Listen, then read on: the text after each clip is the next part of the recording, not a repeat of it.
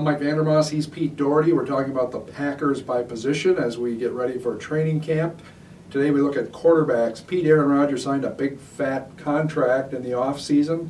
Does this change him at all? You going to see anything different about Rodgers this year?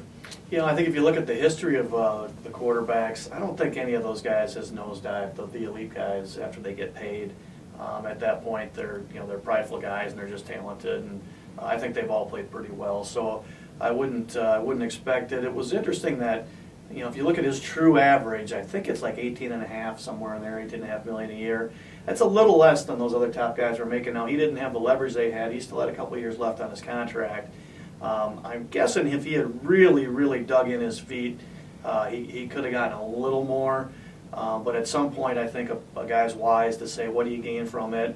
And, they get a hair extra cap room to sign some other guys. Thompson's pretty careful with the money, but it does give them a little extra flexibility there.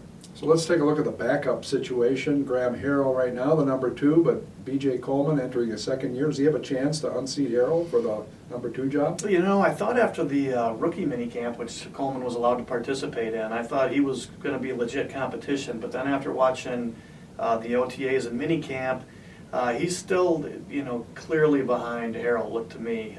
Just the decision making, still he just isn't playing fast enough or as fast as Harrell does. Now maybe that was enough to learn from that, where maybe in training camp things will change. Sometimes these guys, they get better fast, the light goes on.